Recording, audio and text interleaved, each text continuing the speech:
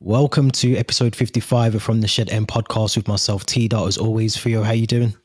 Good, thanks. Good. Enjoyed my birthday yesterday. Spent some time with the family. 25 years old now, which still hasn't really sunk in. I It's felt downhill from here. It's downhill. that's what's quite scary to hear. But no, otherwise I'm good. Enjoyed the Chelsea game. What could enjoy from it on Wednesday night, and glad to be in the quarterfinals. How are you doing? Yeah, not bad. Recovering, obviously. Yeah. Just saying, luckily it wasn't COVID. But yeah, feeling better than I did 2 days ago during the Luton game. That literally wiped me out completely. But I did manage to stay awake for the first half, just about, with Malang Sarr's awful performance, which we're going to get onto anyway. But yeah, as always, guys, if you're listening on YouTube or watching on YouTube or listening on Spotify, let's get that right first of all. You can follow us from the Shed End on Instagram and Twitter, and also on YouTube as well. And don't forget to search for us on Spotify or Apple Podcasts as well. You should be able to find us on there. But let's get straight into it, because there's been a lot of talk over the last couple of days, really. I think if you go back to the League Cup final, when we got that sort of initial news around the trustees were going to be involved, and we're going to be in charge of basically of the club whilst in Roman's absence. Since then, we've obviously had some more developing stuff around the fact that confirmation was given to the world, I suppose. Was it Wednesday before the game, the Luton game? So, that Roman is looking now to sell the club. It's official. The official statement comes out. It does seem very sort of, I mean, I'm going to shut up. I want to hear your thoughts. Let me hear your thoughts on it. It's obviously very sad. We've got to start off with that sad news. I think everybody in world football knows how passionate, committed, engaged Roman Abramovich was as an owner. Like his statement showed, he wasn't in it for the money, the business side of things. He was in it because he was a fan of the club. He felt a passion for Chelsea Football Club. And you could see it. He travelled to games home and away when he could. He was there in all the finals, Moscow, Munich, Porto, and just the emotions at full time in all three of those finals. You could tell what it meant to him. He was a fan before anything else. So it's sad. It's really sad. And I just know that we're not really going to be able to replace that passion and that engagement and that commitment, regardless of the owner we bring in. You look at all the owners elsewhere, Stan Kroenke, the Glazers, they're not as passionate as Roman Abramovich was. So from that side, it's sad. We can only thank him for what he's given us, because none of that would have been possible without Roman. He's created an empire. He's created what arguably was the golden era of Chelsea the last 20 years or so. He's brought in some amazing players, the likes of Drogba, Fabregas, Kante, Eden Hazard, managers as well, Jose Mourinho, Conte, Thomas Tuchel. All of those managers and players would not have been possible without Roman. The trophies as well, to bow out in February with the Club World Cup, is the perfect ending to what's been a fairy tale for 20 years in a way. So you can only thank him for that. In terms of the actual timing of the news, it just felt it felt a bit pushed in a way. It had to come out at some point. It felt like it was only a matter of time. The timing felt a bit awkward, maybe an hour before kickoff on Wednesday night. You don't know if the players or the manager would have been given the news a bit earlier. I think Tuchel did mention in his post interview that he was told the news earlier in the day. But either way now, it's kind of leaves us in a bit of a weird situation with summer transfer activity. The contracts of Azpilicueta, Christensen and Rudiger are probably up in the air now. We don't know what's going to happen with Bruce Buck and Marina Granovskova. So it's a bit of a tricky one there. But like I said, we can only thank him because he's honestly given us so much. I mean, and yourself, we did support Chelsea well before the Roman era, but he kind of gave us probably the best football years of our lives. Yeah, it's going to be, I mean, you know, with everything going on in the world, you can understand why this is happening. I think, it's something that has always kind of been floated around anyway before now. This has been something that has been mentioned previously before, a few years ago now. I think there was rumors or alleged conversations taking place for the sale of the club. So I think what you just summed up at the end of there is probably the perfect way, which when people have asked me the last couple of days, what do I think? That is it. I supported this club well before Roman came into the club. people go, oh, we were a mid-table team before Roman. We weren't. We won trophies. We won FA Cups. We won the UEFA Club Winners' Cup, was it? Cup Winners' Cup, and I think we've won trophies. We've finished respectively quite high in the league for the team that we had as well.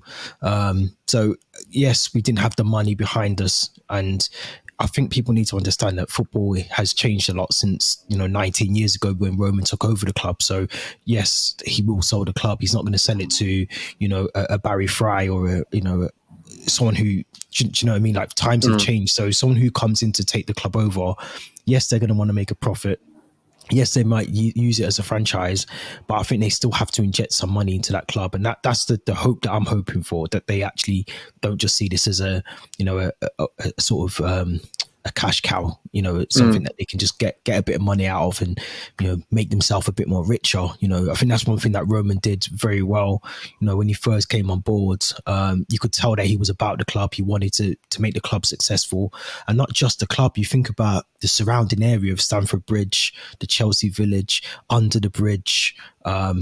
There's so many things that Roman was responsible for, and helped build around that club as well. Cobham training facility. Yeah, there's so much that the women's team as well. You got to include a lot of that, and that a lot of it goes down to Roman. So yes, there are things politically that I'm not even going to get into because I don't know the ins and outs of them to an extent. But I do think there's things that he's done that are very good for the club. That we wouldn't have all the success without Roman. Yeah. And I said on someone else's podcast the other day, I don't think we're ever going to get an owner like Roman Abramovich again. Not in our lifetime anyway. We've had 20 years of it. And to say we're going to get another 20 years of that, for me, it just doesn't happen like that. So you mentioned there around some of the, this is probably why before I said to you, I didn't really want to speak about this, but I don't know much about the other potential buyers.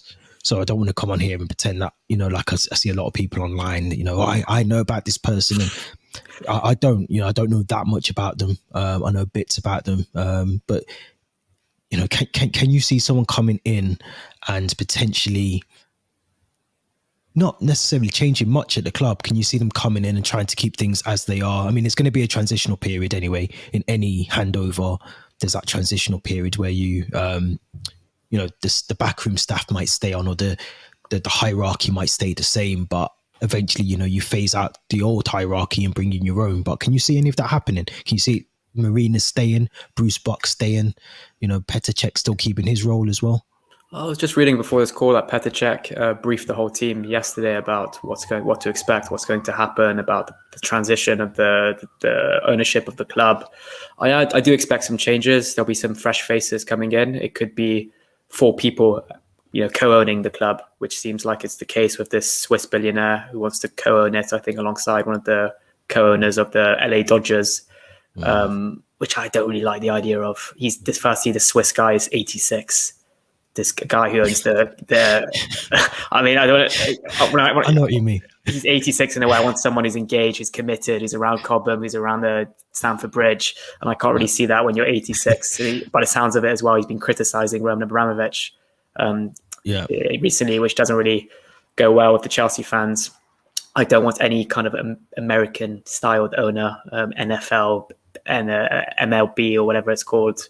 It just seems like they kind of treat it more as a toy or a business rather than an actual passion for the club.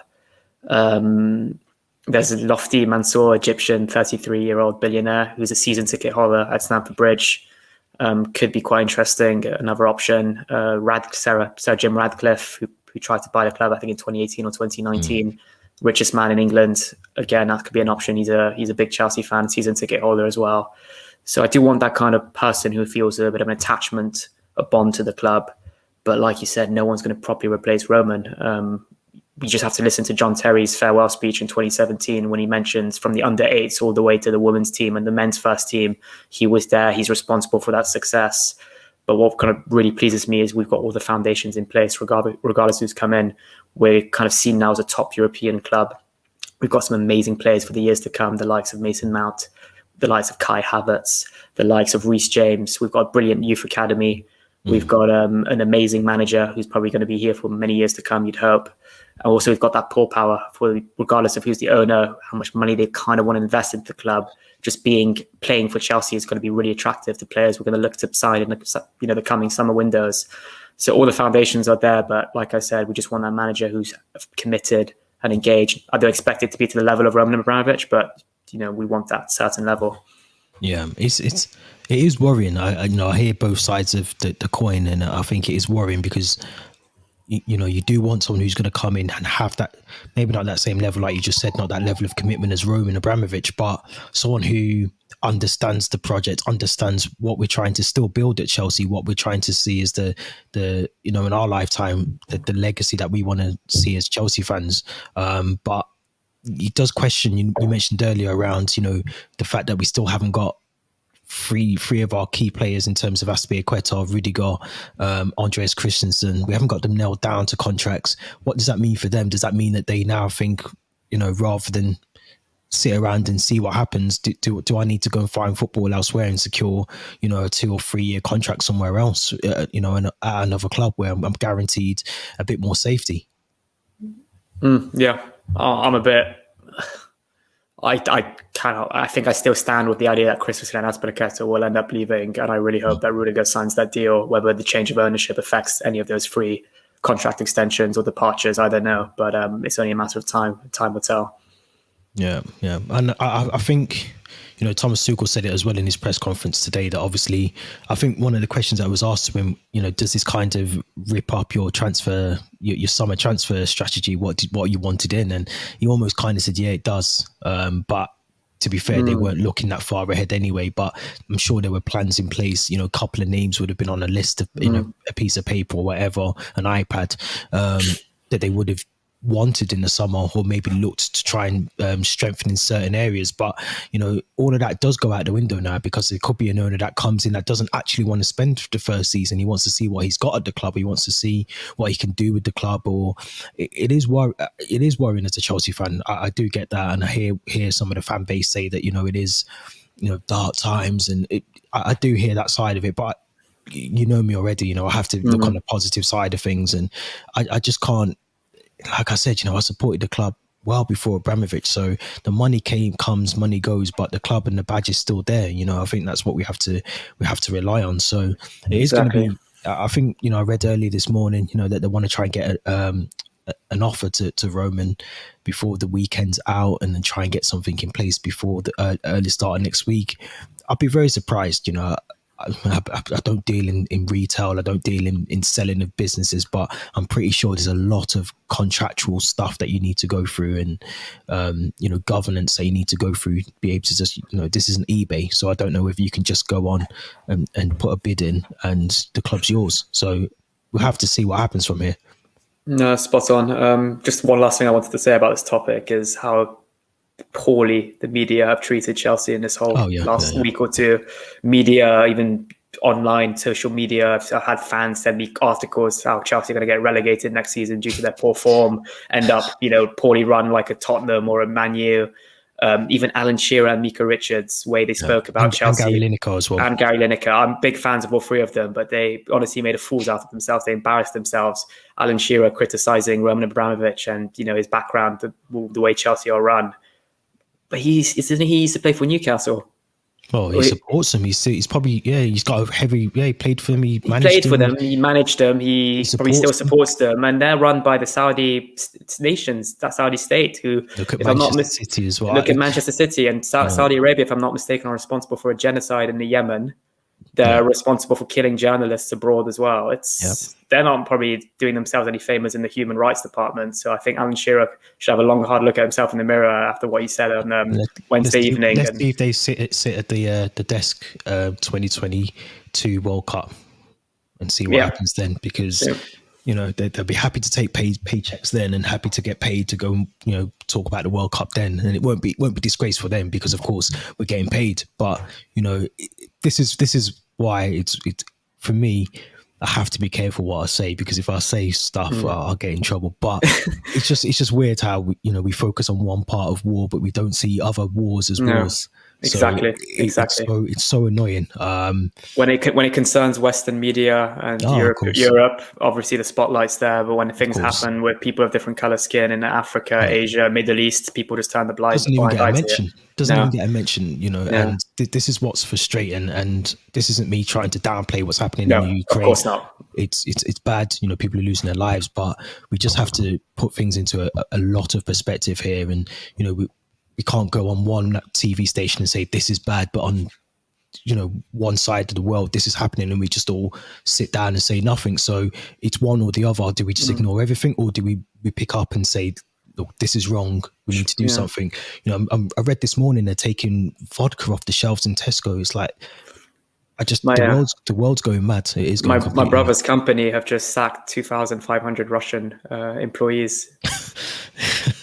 Just like that. I don't mean to, I mean, I'm not smiling or giggling because I think it's funny. I just think, it's one of those conversations that I will get in trouble for if I give my real opinions. We're here to talk about football, aren't we? Yeah, I don't want to end up getting in trouble. But yeah, it's going to be interesting in terms of Roman Abramovich. What happens beyond Roman? It's sad, because it's almost a part of. I suppose, mate, I'm a bit older than you. It's almost a bit like it's a part of your life. It's a part of your childhood. For you, probably being a bit younger, it's growing up, and you've supported Chelsea before Roman Abramovich. But those good years are probably the years that you'll focus on because of the players that we brought in, the players that we signed, the managers that we had there as well. So it's going to be weird, obviously, having a new owner. This isn't like having a new manager. The turnover as Chelsea fans, we're used to that, but an owner is something that you just. When you get one, that's good. You want to try and keep him until the day that he's not able to be the owner anymore. But the last thing I'll say about Roman Abramovich is just I always remember, I think it was my first trophy parade when we won the Premier League in 2004, and it was the open top bus parade down the Fulham Road, and he was sat at the front of the bus with the trophy, with the players, with Jose Mourinho. Says it all. Find me one other owner who'd be up on that bus with the rest of the players. No one.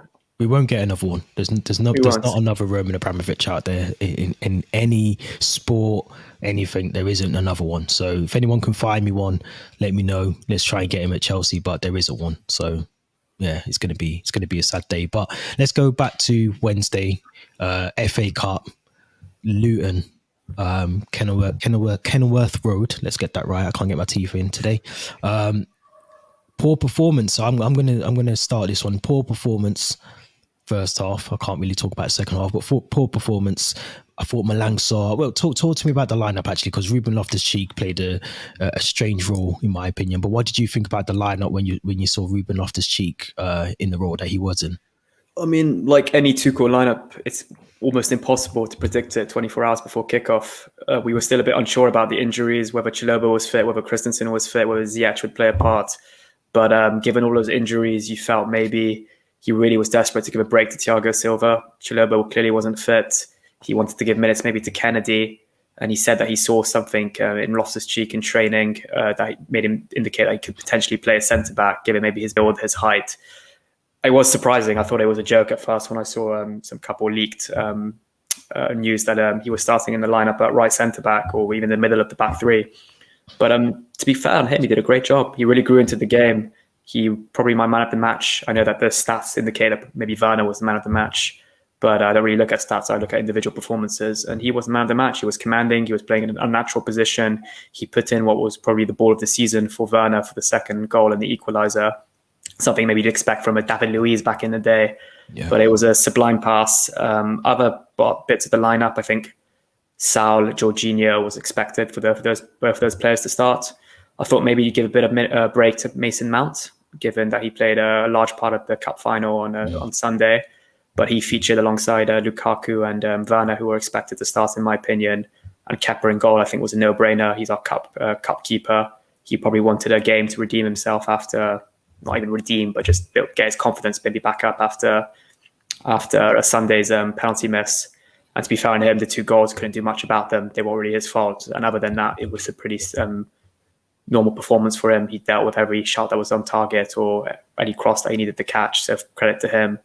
But no, lineup was not that surprising, other than the Loftus-Cheek in defence. Yeah, I thought he'd done. I mean, it was a bit of a shaky start for Yeah. Ruben Loftus-Cheek, but to be expected when you're not a natural centre back, that isn't your role. I think Thomas Tuchel even mentioned today, you know, like you just said, he grew into the game.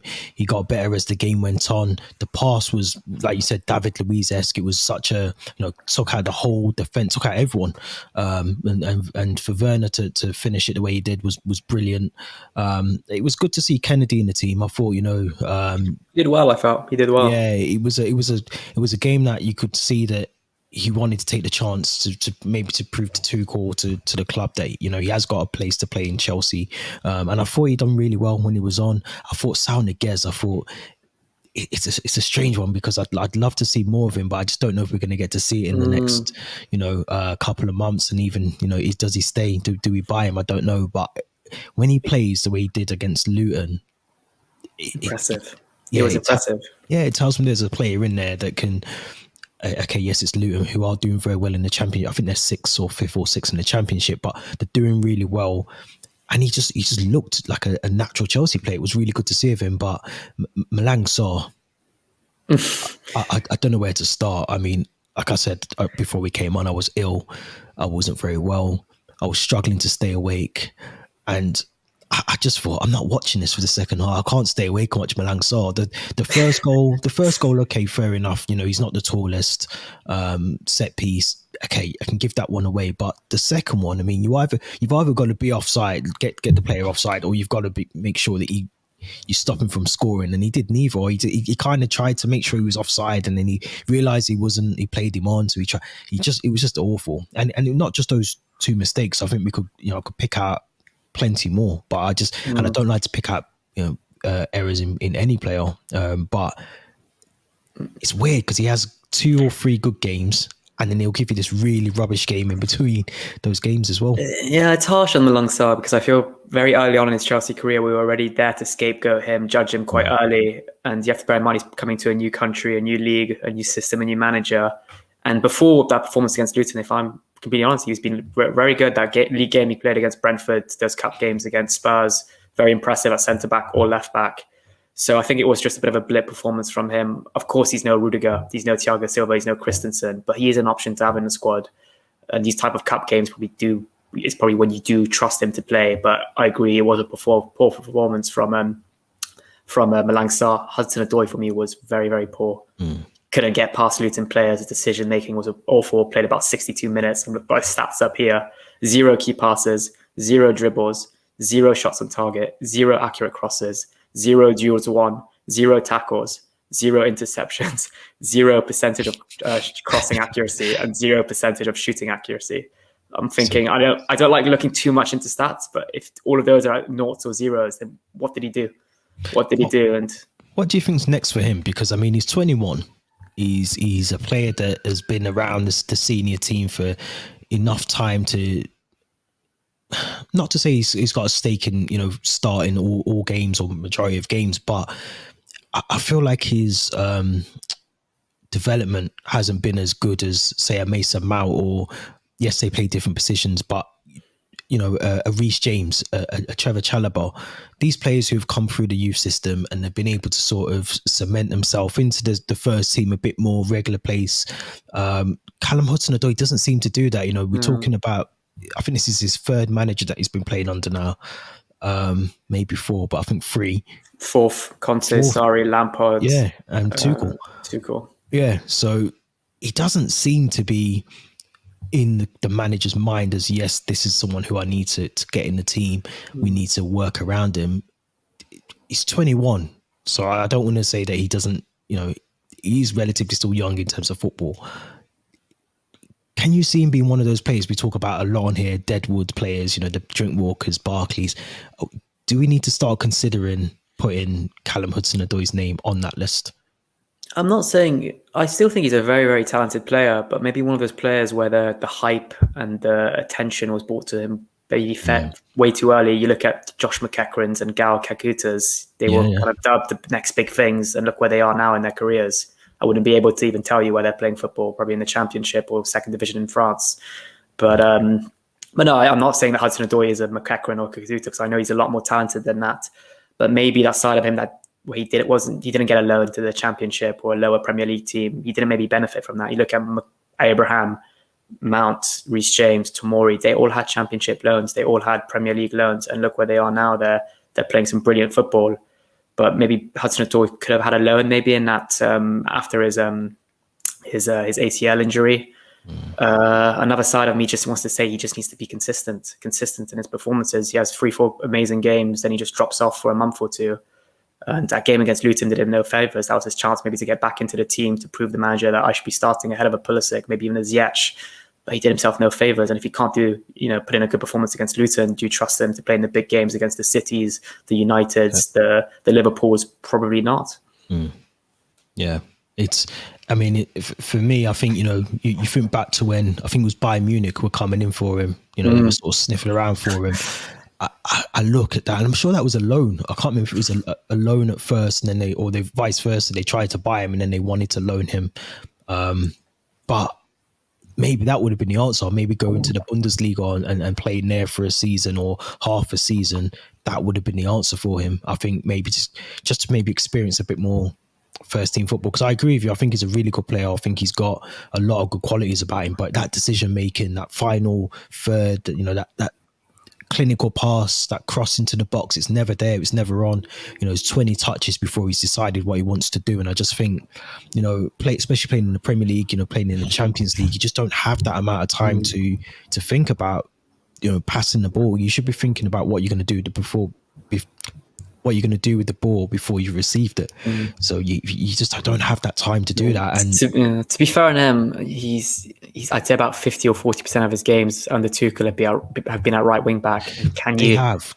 Can you expect a lot from him from that position? It's not natural to him. But then, like you said, he's played under 3 other managers who didn't necessarily play him at right back, and he still hasn't really shown you anything in his natural position. When he does play, again, it's a 1 good game, 2 bad games, and then you'll get another good game out of him. So it's just like you said, it's not consistent. There isn't any consistency when he plays, and like we just said, Ruben Loftus-Cheek played centre back, and he still played very well. Okay, it took a while to grow into the game, but he, at least we know that. Worst case scenario, we can put Ruben Loftus-Cheek. You get someone sent off, and we've got no centre backs on the bench. We know we've got Ruben Loftus-Cheek that can play there. So I don't know. I think maybe, like I said, he's 21. He's still relatively young, but I just think, against a team like Luton, I expect him to at least do something like Lukaku. Lukaku, we've been on his back. He got a goal, albeit a very easy goal.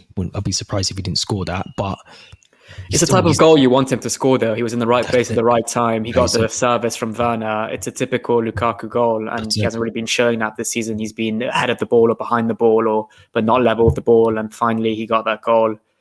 He was just hoping he'd bring that into the couple games after the Club World Cup, and that Palace performance did him no favours. But he just needs to be a bit more connected to the player that offers him that ball, which was Werner in this case.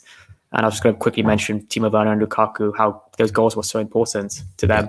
I mean, we criticise Werner a lot this season, and he's only got 1 league goal. But I saw some stats.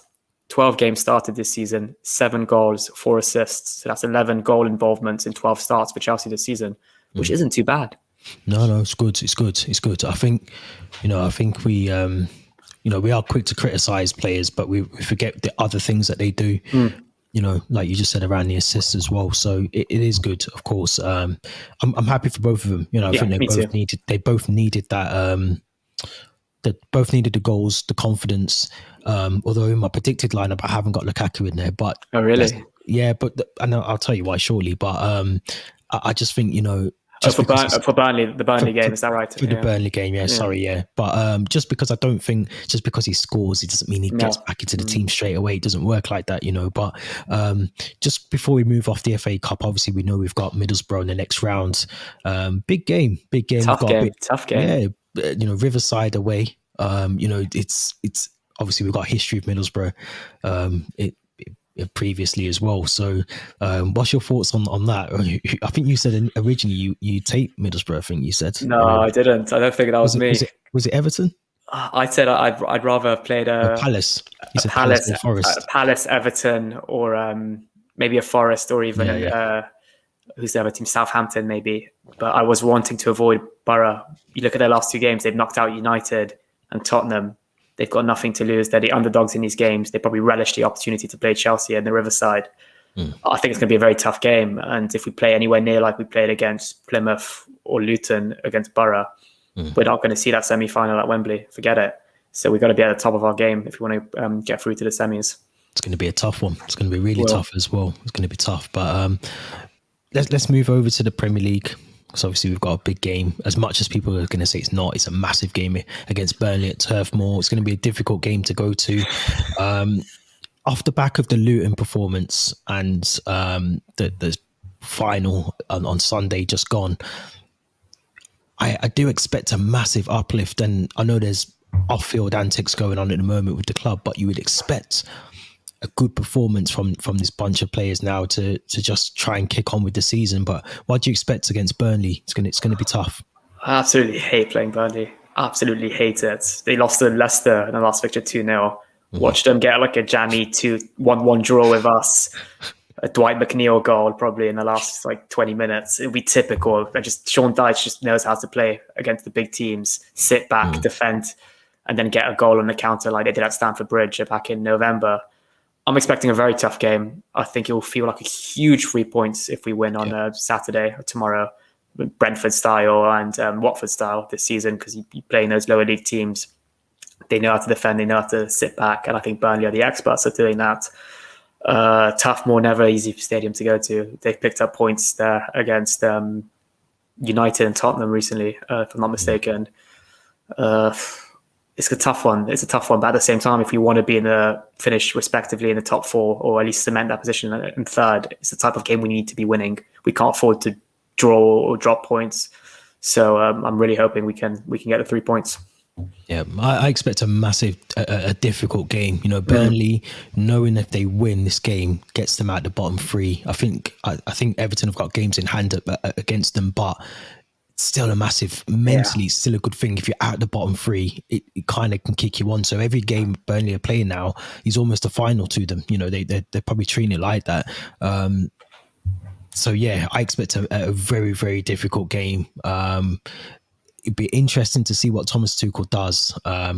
For me personally, my lineup that I went with was very, very much the cup final. To be fair, Mendy in goal, Reece James. I'll just share it. I'm not going to read it out.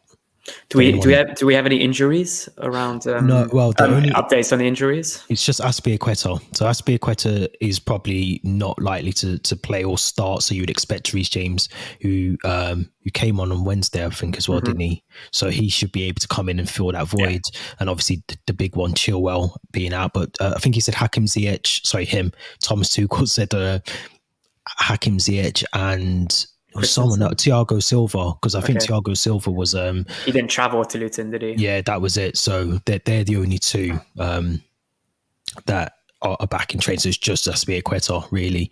But I went with this. What about sorry to interrupt, what about Chalobah and Christensen? Do we have any updates on it? Both fully fit, back in fully training. Fit. Oh, perfect, yeah. Perfect. So I didn't go. Ironically, I haven't gone with Chalobah. I've gone with Christensen. Okay. Because I think it'd be too. I mean, if he's had stitches, and that was only 6 days ago, they can come undone very quickly, can't they? Yeah, like it only takes the same tackle to open that wound back up. So I haven't gone with him, but what I have done is I've pretty much gone with the same lineup that we kind of started with in the cup final. We're getting to the point now where we can technically kind of predict the Chelsea lineup almost. Maybe that's a harsh thing to say, because Thomas Tuchel might just switch it up and do 4-4-2 or 4-3-3. But I would go with that front three of Pulisic, Havertz and Mount. I wouldn't have Lukaku in the team. That's not to say that he doesn't deserve to be in the team, but I think, you know, we know what Havertz can do in that role, and we know what Pulisic can do off that left side as well.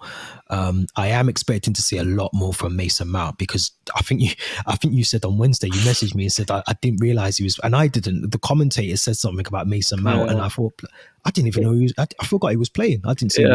So I expect a lot more from Mason Mount.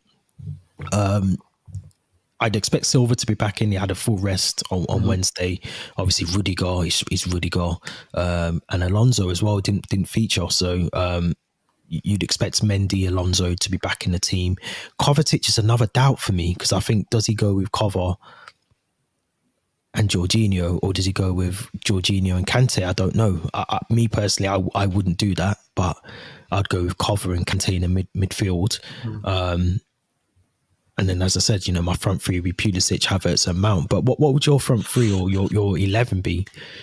My lineup's very, very similar to yours. Very, very similar. Defense would be identical. Keeper, 2 midfielders. I think same as the cup final, except for James in for the injured Aspi.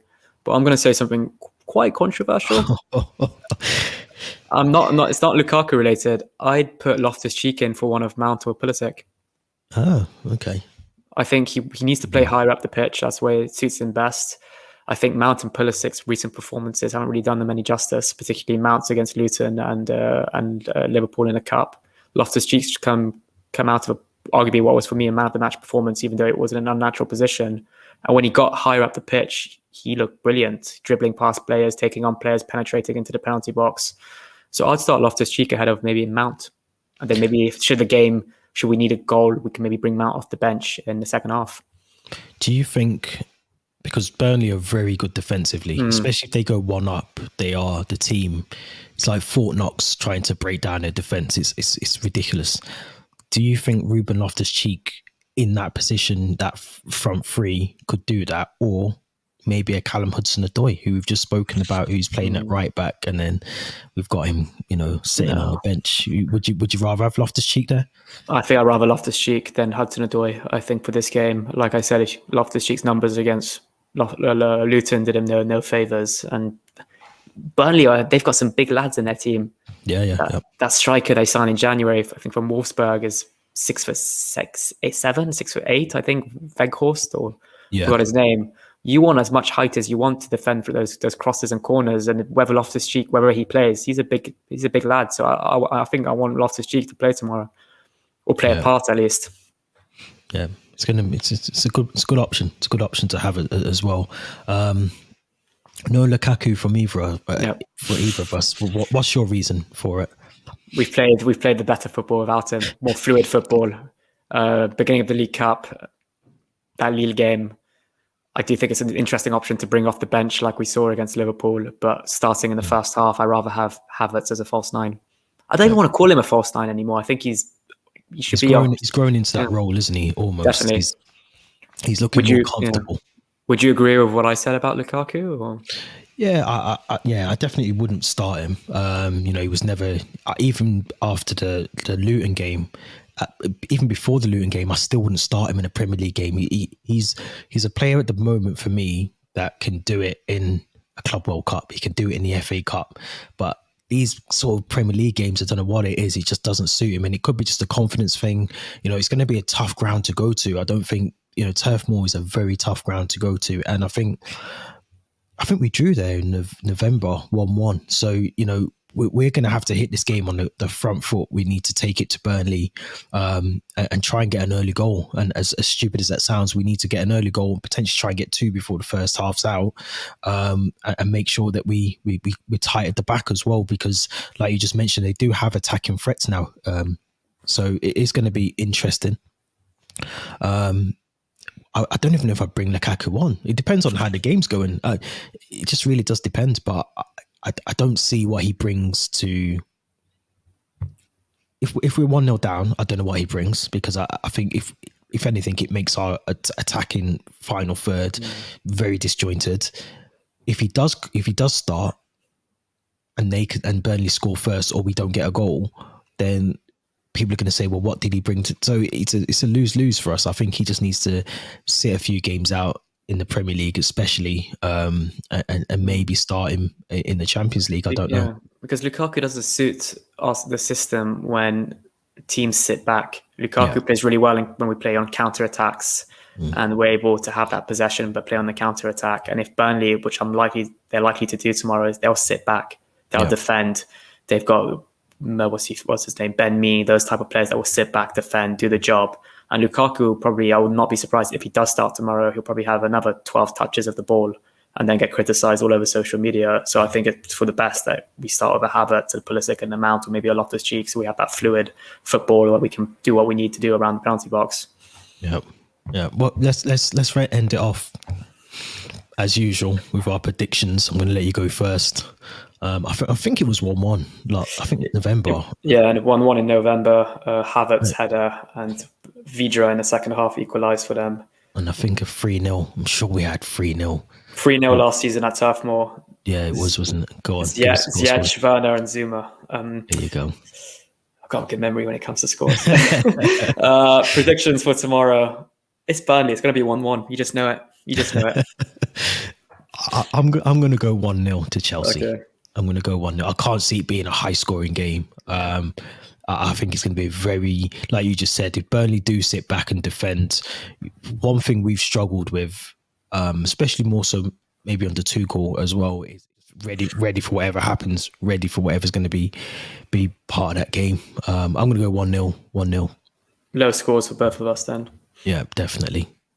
But as always, Theo, thank you very much for joining me. This has been episode 55, hasn't it, from 55. The Shed End podcast? Yep. So if anyone's listening, YouTube, From the Shed End, Instagram, you can see it all on the screen as well. But if you're listening on Apple or Spotify, make sure you find us on Instagram, From the Shed End, with underscores between each of the words. On Twitter, From the Shed End as well. This has been episode 55. Until next time, stay safe and hopefully we get 3 points against Burnley.